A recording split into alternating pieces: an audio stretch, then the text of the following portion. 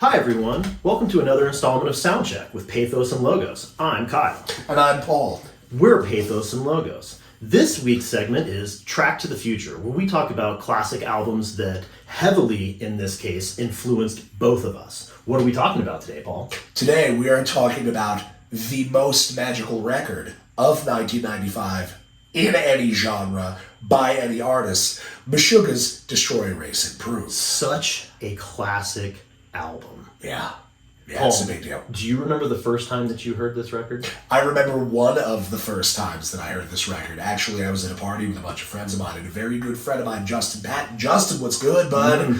We have a history, bud. It was this first the Seven Dust record, and now it's Destroy, Erase, Improve. Oh yeah, he's getting doubled down on it. Yeah, that's right. Okay. Justin, buddy, good taste. I was at a party, and I think he was the one who put this on, and I first heard the song Beneath, which has that rolling kind of a triplet feel, but Meshuggah being rhythmic geniuses, they had that angular phrase in 5 that they were layering on top of it. And I remember not understanding which part of it I should be listening to. And just being like, these fucking guys do it again, dude.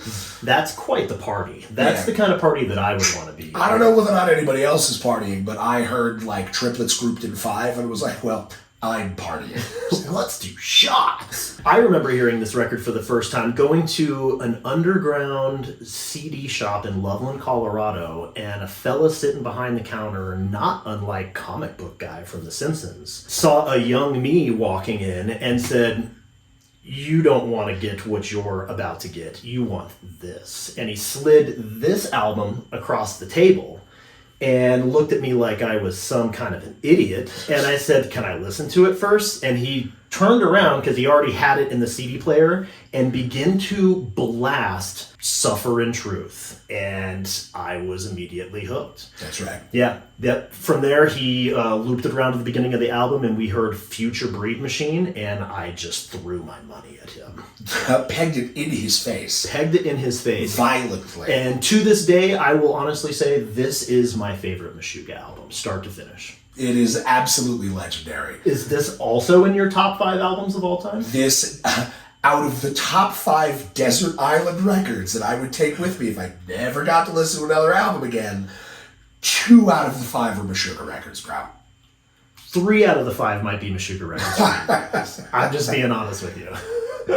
So, if you like this record as much as we do, go ahead and like and subscribe to this video. Be sure to buy some of our merch. Catch us on tour.